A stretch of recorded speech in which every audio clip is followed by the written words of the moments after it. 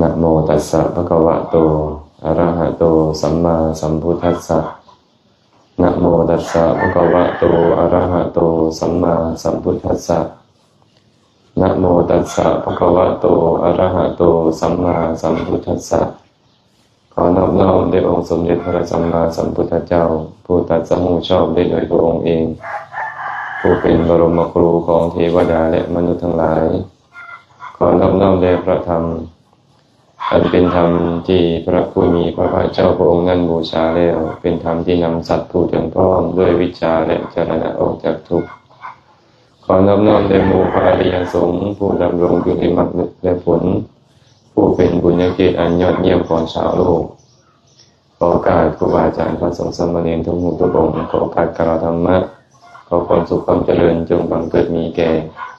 ญาติธรรมเมื่อทุกผู้ทุกคนที่ได้สละเวลามาร่วมกันประพฤติศีลปฏิบัติธรรมมาร่วมกันเป็นเจ้าภาพถวายภัตตาหารวันข่าวแก่พระเจ้าพระสงฆ์ขิหิสามิจิปฏิปทังปฏิปัชชันติปันนิตาสมัคคเตศีลวันเตจิวเรนะอุปัฏฐิตาปิณฑาปาตาสายเนนะหิราเนนะปัตตเยนะจา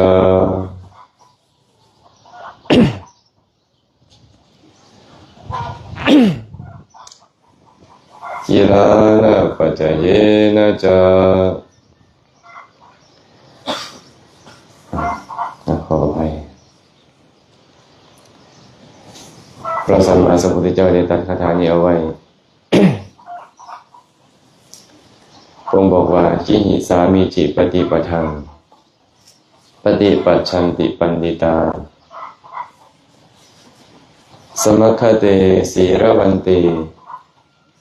จิวเรนะอุปัฏฐิตาปิณฑาปาตสายเนนะหิรานะปัจจเยนะจาพระองค์ได้ตรัสไว้ใน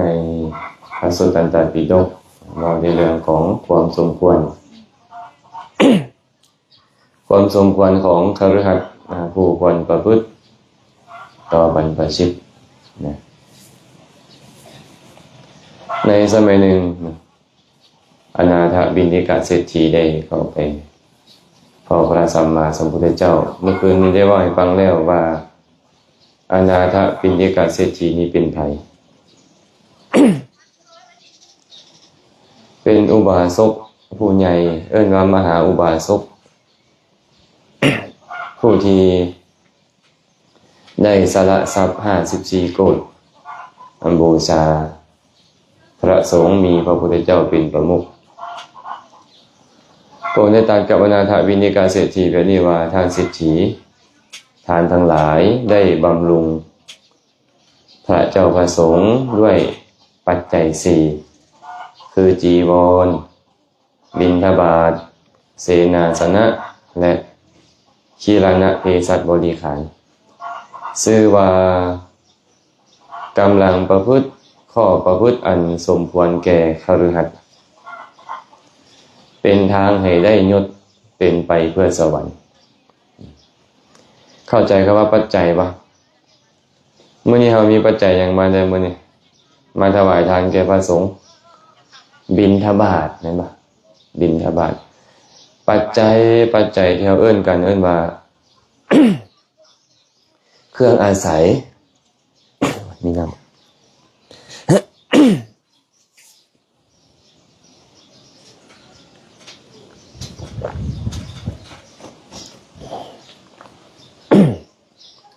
ปัจจัยเนี่ยแปลว่าเครื่องอาศั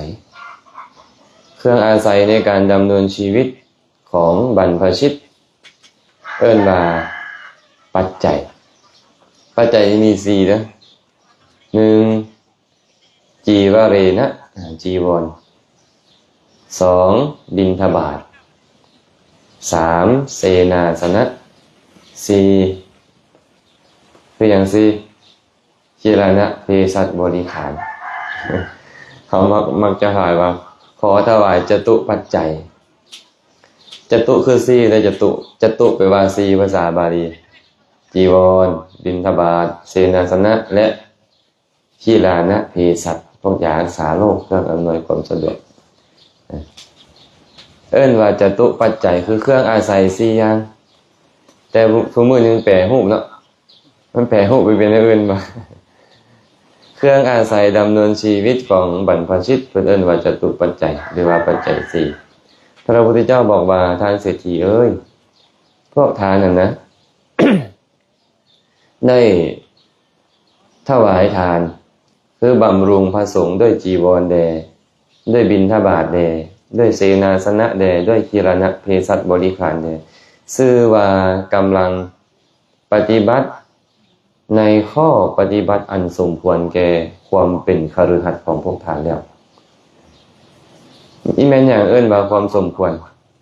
พระสงฆ์องค์ข้าเจ้านี่นะเพิ่นบ่สามารถที่จะหุงหาข้าวปลาอาหารบริโภคเองได้เพิ่นบ่สามารถเฮ็ดแนวนั้นเมื่อเพิ่นบ่สามารถหุงหาข้าวปลาอาหารบ่สามารถประกอบธุรกิจการงานบ่สามารถเฮ็ดไร่ไร่นาบ่สามารถที่จะหาทรัพย์ได้ด้วยตนเอง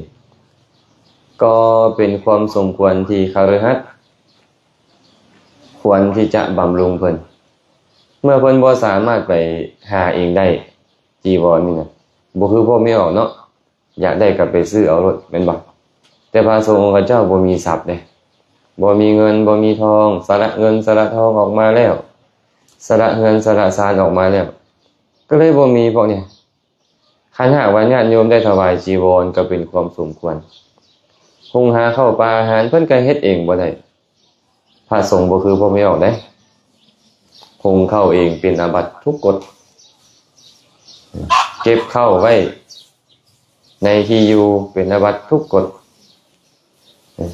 ครับอาหารหวานคาวบ่แล้วเก็บไว้มื้ออื่นฉันเป็นอาบัติปาจิตติเป็นอาบัติทั้งนั้นเลยเก็บไว้ในที่อยู่ก็เป็นอาบัติอีกโอ้ยจะเป็นคักเนาะพระนี่นะเพิ่นเลยบอกบรรพชิตนี่นะบ่สามารถหุงหาข้าวปลาอาหารเองได้คฤหัสถ์ญาติโยมสามารถเฮ็ดได้ก็เป็นความสมควรที่ญาติโยมจะถวายเสนาสนะที่อยู่อาศัยคือกันพระสงฆ์องค์เจ้าก็ได้แต่บิณฑบาตญาติโยมถวายอีหยังมาที่จะมาสร้างศาลาได้ก็ได้แต่สัมผัสญาติโยมบ่สามารถไปเฮ็ดเองอย่างอื่นได้เอาและญาติโยมถวายที่ดินจีสีมางมาเพิ่นก็เฮ็ดตามที่มีนะบ่สามารถขนขวายได้ยิ่งขึ้นไปกว่านั้นเหมือนกับคฤหัสถ์ฉะนั้นญาติโยมก็เลยนิยมไปสร้างกุฏิสร้างวิหารถวายครูบาอาจารย์เพิ่นเลยบอกว่านี่ก็คือปฏิปทาที่สมควรของคฤหัสถ์ส่วนยารักษาโรคพระพุทธเจ้าอนุญาตให้พระนี่นะยารักษาโรคเนี่ยบ่แม่นแนวอื่นสันน้ำมูดเน่ามูดจังน้ำมูดบ่ปัสสาวะสันปัสสาวะหรือเอามาขามป้อมมักสมมมาดองและดื่มน้ำยาดองน้ำมูดบางทีเพิ่นก็ไปเอาปัสสาวะงัวหรือปัสสาวะตัวเองนั่นแหละไปดองมาขามป้อมดาวมักสมมและให้บริโภคเครื่องอาศัยของบรรพชิตจึงมี4อย่างนี้ได้นับตั้งแต่เมื่อออกบวชญาติโยมเพิ่นออกบวชขึ้นในสีมากรรมวาจาจารย์กระสวดกรรมวาจาอุปสมบทให้จบแล้วอุปชาก็บอกให้พวกเจ้าเด้อตั้งอกตั้งใจภาคเพียรพยายามบิณฑบาตฉันตลอดชีวิตให้บิณฑบาตฉันตลอดชีวิตหุงหาข้าวปลาอาหารเองบ่ได้2ให้ใส่จีวรที่เขาทิ่มแล้วคือผ้าบางสกุลตลอดชีวิตบ่สามารถที่จะไปใส่ในอื่นได้นอกจากญาติโยมนำมาถวายเนาะ3ให้อยู่ใต้ห่มไม้ตลอดชีวิตคันบ่มีกุฏิวิหารก็ต้องอยู่ใต้ห่มไม้ได้ตลอดชีวิตคันญาติโยมมาสร้างถวายก็อยู่ได้4สัญญาดองด้วยน้ำมูดเน่าตลอดชีวิตคันญาติโยมเอายามาถวายก็ฉันได้ให้เป็นคนคอยเองนี่บ่ได้พระนี่นะไปซื้อไปหาเองบ่ได้ เมื่อญาติโยมได้บำรุงเพิ่นด้วยปัจจัยสี่นี้พระพุทธเจ้าได้บอกว่าเป็นข้อปฏิบัติอันสมควรของคฤหัสถ์เป็นทางให้ได้ยศเป็นยังเป็นทางให้ได้ยศเป็นปัจจัยให้มียศถาบรรดาศักดิ์สูงส่งเพราะเราเคารพต่อครูบาอาจารย์ก็เป็นเหตุให้เราเกิดในตระกูลสูงเหมือนบ่เรากำจัดความอิจฉาริษยาทั้งหลายสาระปัจจัยทายธรรมบูชาเพิ่นได้เพิ่นบอกว่าเป็นเหตุให้ได้ยศเป็นเหตุให้ได้เกียรติคนทั้งหลายก็ย่องย่อสรรเสริญไปเกิดในภพชาติใดก็มียศสูงส่งและเป็นทางไปสู่สวรรค์พร้อม เป็นทางไปสู่สวรรค์พร้อมคำว่าเป็นทางไปสู่สวรรค์หมายถึงกุศลตัวนี้นะมันได้โอกาสส่งผลสำหรับคนที่มีศีลนั่นได้เขาต้องเป็นผู้มีศีลอาจารย์ก็ให้ฟังแล้วเนาะเมื่อคืนนี้ว่าหากมีแต่ทานศีลบ่ดีไปสวรรค์บ่ได้ต้องมีศีลนำเมื่อเจ้ามีศีลดีทานกุศลนั่นแหละได้โอกาสส่งผลก็เป็นปัจจัยให้เขาถึงสุคติโลกสวรรค์ได้ในเมื่อเป็นเช่นนั้นเขาก็เลยต้องมีทั้งทานทั้งศีลนำแค่ทานบ่พอในการจะไปสู่สวรรค์ถึงพระพุทธเจ้าจะบอกไว้ว่าเป็นทางให้ได้สวรรค์ให้เขาถึงสุคติโลกสวรรค์ก็จริงเนาะเพราะฉะนั้นพวกเราได้มามื้อนี้เขาเฮ็ดหยังได้นี่มาบำรุงพระเจ้าประสงค์ด้วยบิณฑบาตให้เพิ่นได้ครบได้ฉันเมื่อเพิ่นครบฉันแล้วจะมีกำลังในการศึกษาพุทธพจน์คำสอนในการนำไปประพฤติปฏิบัติและก็เนี่ยได้สักส่วนพวกเราให้ได้ความกันเจริญกุศลประพฤติศีลปฏิบัติธรรมนำเติมเฮาจึงชื่อว่าได้บำรุงเพิ่นด้วยบิณฑบาตนะพระองค์ก็เลยตรัสว่าขิหิสามิจิปฏิปทังปฏิปัชชันติปันดิตาสมัคคเตสีระวันเต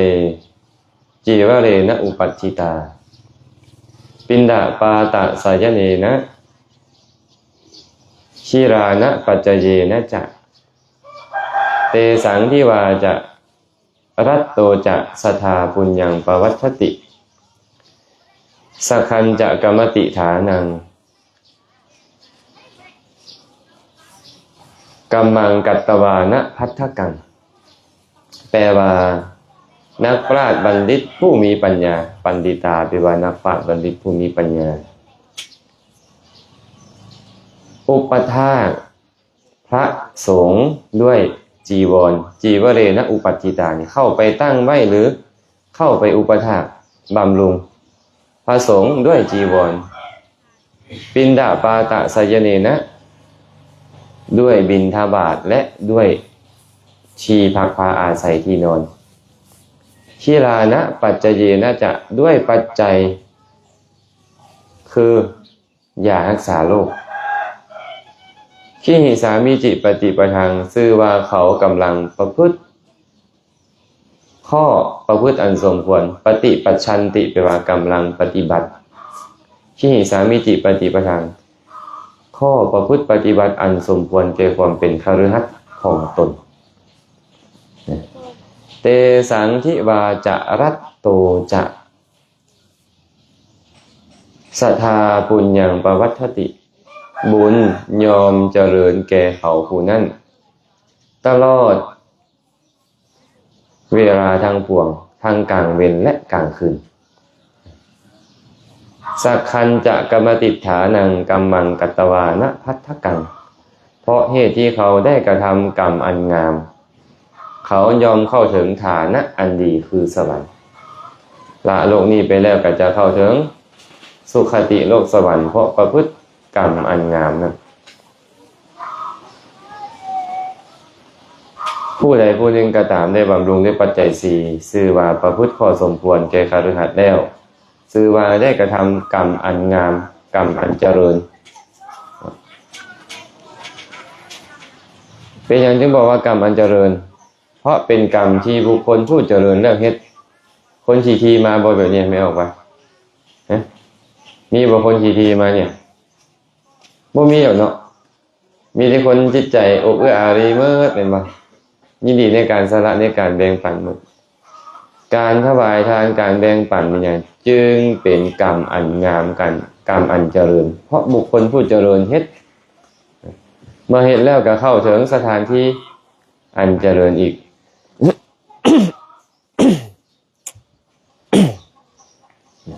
พวกเขาก็เลยชื่อว่าเป็นผู้หนึ่งที่กำลังเฮ็ดกรรมที่เจริญได้เดินตามรอยของพระอริยเจ้าทั้งหลายและอานิสงส์ของมันก็จะเกิดขึ้นกับเราอานิสงส์ของการให้ทานมีอย่างใดพระพุทธเจ้าตรัสไว้ในคัมภีร์อังคุตรนิกายปัญจกนิบาตพระองค์บอกว่าภิกษุทั้งหลายอานิสงส์ของการให้ทานมีอยู่5ประการนี้5ประการมีอย่างใด 1. ผู้ให้ทานย่อมเป็นที่ฮักของมหาชนผู้ใดก็ฮักผู้ใดก็แพงแต่คนผู้มักให้นี่นะข้อที่1เลยจึงบอกว่าผู้ให้ทานเป็นที่ฮักของมหาชน 2. นักปราชญ์บัณฑิตสัตบุรุษทั้งหลายยอมคบหาเขาพระพุทธเจ้าเวลาจะคบหาใครก็เลือกเลยเพื่อเลือกคนที่มีศรัทธายินดีในการให้ทานบ่ซั่นพระพุทธเจ้าก็บ่เข้าไปหาเด้เนาะพระอริยสงฆ์คือกันคันผู้ใดบ่ยินดีในการให้ทานเพิ่นก็บ่เข้าไปหาคือกันเพิ่นก็ยินดีในการเข้าไปหาผู้มีศรัทธาผู้ยินดีในการให้ปันครับก็เลยบอกว่าข้อที่2ก็คือสัตว์บุรุษทั้งหลายยอมคบหาเขา 3. ชื่อเสียงกิตติศัพท์ของเขาย่อมพุ่งขจรไปผู้ใดก็ย่องยอสรรเสริญถ้าวันนั้นนางอันนี้แม่นั่นพ่อนี่อยู่บ้านนั่นเมืองนี้เราเป็นคนจิตใจอบเอื้ออารีเนาะยินดีในการให้ทานในการแบ่งปันเนาะเบิ่งแม่หั่นน่ะอันนั้นเราก็ได้ให้อันนี้เราก็ได้เฮ็ดได้บำรุงพระเจ้าพระสงฆ์ด้วยสิ่งนี้สิ่งนั้นได้แบ่งปันชาวบ้านชาวเมืองลูกบ้านหลานเมืองด้วยสิ่งนี้สิ่งนั้นเขาก็ย่องยอสรรเสริญและบ่แม่นแต่มนุษย์เด้ย่องยอสรรเสริญแม้แต่พวกเทวดาทั้งหลายก็ตามพวกพรหมทั้งหลายก็ตาม ยอมย่องยอสรรเสริญเขายอมย่องยอสรรเสริญเขาละโลกนี้ไปแล้วก็เข้าถึงสุคติโลกสวรรค์อีกผู้ที่เฮ็ดทานนี่เนาะข้อที่3เพิ่นเลยบอกว่ากิตติศัพท์ชื่อเสียงยอมพุ่งขจรไปข้อที่4บ่ห่างเหินจากธรรมของคฤหัสถ์แม่นหยังเป็นธรรมของคฤหัสถ์ศีล5ศีล5นี่เป็นคุณธรรมของคฤหัสถ์คันคฤหัสถ์บ่มีคุณธรรมนี้มาเกิดเป็นมนุษย์บ่ได้และบ่สมควรจะกลับมาเกิดเป็นมนุษย์ครบหรือยังพวกเรา5ข้อไม่ออกทุกคำครบแล้วเนาะสาธุการนะคันมามี5ข้อนี้ครบกระสมกับความเป็นคฤหัสถ์เพิ่นเลยบอกว่าบ่ห่างเหินจากธรรมของคฤหัสถ์เป็นหยังจึงบ่ห่างเหินจากธรรมของคฤหัสถ์พระพุทธเจ้าแสดงเรื่องของทานที่บริบูรณ์เอาไว้เอิ้นว่าทักขินาวิสุทธิทักขินาวิสุทธิความบริสุทธิ์ของทานนี่นะต้องบริสุทธิ์2ฝ่ายผู้ให้ก็ต้องบริสุทธิ์ฝ่ายผู้รับก็ต้องบริสุทธิ์ผู้ให้ก็จำเป็นต้องมีศีลผู้รับก็จำเป็นต้องมีศีลมีคุณธรรมหากผู้ให้บ่มีศีลผู้รับมีศีลทานบริสุทธิ์ฝ่ายเดียวฝ่ายผู้รับสมมุติเฮาบ่มีศีลเลยครูบาอาจารย์เพิ่นมีศีลก็ตามแต่อานิสงส์จะน้อยลงเพราะทานบ่บริสุทธิ์ตรงกันข้ามบ่เนี่ยหากเฮามีศีลผู้รับบ่มีศีลอานิสงส์ก็น้อยลงเพราะผู้รับบ่มีศีลแต่ถ้าหากว่าทั้ง2ฝ่ายบ่มีศีลเลยเด้อันนี้ก็น้อยลงอีกทานบ่บริสุทธิ์ทั้ง2ฝ่ายเลยถ้าหากผู้ให้ก็มีศีลผู้รับก็มีศีลนี่เอิ้นว่าทักขินาวิสุทธิทานที่บริสุทธิ์เมื่อเฮาฮู้ว่าเฮาเองจำเป็นต้องมีศีลได้ทานเฮาจึงบริสุทธิ์เฮาก็จะค้นคว้าในการรักษาศีลให้ยิ่งขึ้นไปเห็นบ่เวลาสารวัตรผู้ใดผู้หนึ่งก็ตามพาเฮาไปถวายทานแต่ละเทื่อไหว้พระรับศีลก่อนเนาะแม่นบ่แม่ใหญ่ไหว้พระรับศีลก่อนเนาะว่าซั่น คันบ่มีศีลทานมันบริสุทธิ์บ่ได้เนาะเพิ่นก็เลยต้องพาเฮาสมาทานศีลก่อนเชิญพวกเฮาก็เลยบ่ห่างเหินจากธรรมของคฤหัสถ์อีกพระสูตรนึงเพิ่นบอกว่าบ่เก้อเขินในสมาคมต่างๆไปใส่ก็บ่เก้อเขิน ไอ้คนขี้ทีนี่ญาติโยมเวลาไปนางนำหมู่ลมเรื่องให้ทานคอหักก้มหน้านะบ่กล้าเงยหน้าขึ้นบ่กล้าเว้าเพราะตัวเองขี้ทีหมู่ละลมแต่โอ้ยมื้อนั้นข่อยก็ไปให้ทานอยู่วัดบ้านฟังฐานใหญ่ได้มื้อนั้นข่อยก็ไปให้ทานอยู่วัดนี่ได้มื้อนั้นก็ได้ไปอนุโมทนาทานเพิ่นอยู่วัดนั่นได้เอาน้ำเอาเข้าไปตัวเองบ่ได้เฮ็ดน่ะมันบ่อาจหารแม่นบ่คันตัวเองก็ได้เฮ็ดอยู่ผู้ใดเว้าก็เว้ามาข่อยบ่เก้อบ่เขินเจ้าเว้ามาข่อยก็เคยเฮ็ดอันนั้นข่อยก็ได้เฮ็ดอันนี้ข่อยก็ได้เฮ็ดทานข่อยให้อยู่เรื่อยๆมันบ่เก้อเขินเพิ่นเลยบอกว่าบ่ห่างเหินจากธรรมของคฤหัสถ์และบ่เก้อเขินในสมาคมนั้นๆไปอยู่ในท่ามกลางเท้าพญามหากษัตริย์ข่อยก็บ่เก้อเขินไปอยู่ท่ามกลางพวกพราหมณ์มหาศาลข่อยก็บ่เก้อเขินไปอยู่ท่ามกลางพวกข้าหบดีพวกเศรษฐีข่อยก็บ่เก้อเขินไปอยู่ท่ามกลางหมู่สมณะนักบวชข่อยก็บ่เก้อเขินเพราะข่อยได้เฮ็ดทานมาดีอันนี้มันมั่นใจนะบ่เก้อบ่เขินเข้าไปสุดท้ายนี่ล่ะละโลกนี้ไปแล้วยอมเข้าถึงสุคติโลกสวรรค์อันนี้เป็นอานิสงส์ของการให้ทาน อันฉะนั้นพวกเขามาให้ทานในมื้อนี้มาเป็นเจ้าภาพถวายภัตตาหารหวานข้าวแก่พระเจ้าประสงค์แก่ผู้ประพฤติศีลปฏิบัติธรรมก็คือว่าเขากำลังเฮ็ดอานิสงส์5ประการให้เกิดขึ้นเฮ็ดความสุขในปัจจุบันนี้ให้มีและสร้างทางไปสวรรค์ของตัวเองอนาคตภายภาคหน้าเมื่อทานนั้นได้โอกาสส่งผลบุคคลที่ให้ทานก็ย่อมเป็นผู้มั่งคั่งร่ำรวยมีโภคสมบัติหลายเป็นปัจจัยให้ได้รับความสุขและแน่นอนคนที่ให้ทานดีมีศรัทธาดีอยู่แบบนี้เกิดมาในภพชาติใดก็ตามนักปราชญ์บัณฑิตก็เข้าหาอยู่ใกล้ปานใดพระพุทธเจ้าก็ไปหาเนี่ยพระพุทธเจ้าก็ไปหาพอเพิ่นไปหาแล้วเพิ่นไปละลาบ่แสดงธรรมให้ฟังได้ฟังธรรมอันงามในเบื้องต้นทำกลางที่สุดแล้วบรรลุมรรคผลนิพพานไปบ่ต้องกลับมาเวียนตายเวียนเกิดอีกต่อไปได้บรมสุขคือมรรคผลนิพพานนั้นอันนี้เป็นอานิสงส์ของการให้ทานเนาะมื้อนี้ก็จะบ่ว่าหยังหลายดอกมื้อนี้นะเบิ่งพวกเขาก็คือว่าเงาๆอยู่เป็นลมพัดแฮงบ่จักมื้อนี้เนาะลมพัดแฮงรู้สึกว่าเจ็บคอจังได๋อยู่วันนี้กันงวดที่แล้วนี่ไปปากเซเทศมื้อเดียว7รอบกลับเมื่อได้เข้าห้องหมอเลยอันนี้คือกันได้นี่บ่ฮอด7รอบแล้วมื้อละ 2-3 รอบ แต่หลายมื้อก็สิสั่งสมเนาะก็จะเว้าหน่อยนึงสงสัยไมค์มันดูดนำเจ็บคอก็ควรจะพอสมควรนั่นแหละอนุโมทนาบุญนำครูบาอาจารย์พระสงฆ์สามเณรทุกองค์แล้วก็อนุโมทนาบุญนำพ่อค้าแม่ชีหลานนักเรียนตนญาติโยมชาวบ้านที่มาร่วมกันถวายข้าวปลาอาหารบานข้าวมาร่วมกันประพฤติศีลปฏิบัติธรรมก็ขอให้บุญกุศลที่เกิดขึ้นในครั้งนี้จงเป็นปัจจัยอำนวยอวยใจให้ทานทั้งหลายได้ประสบพบเจอแต่ความสุขปราศจากทุกข์ทั้งปวงหากปรารถนาสิ่งหนึ่งประการใดอันเป็นไปในทางที่ชอบประกอบด้วยธรรมแล้วก็ขอให้ความปรารถนาของทุกคนทุกท่านจงสำเร็จโดยทั่วกันทุกท่านทุกคนเทอญ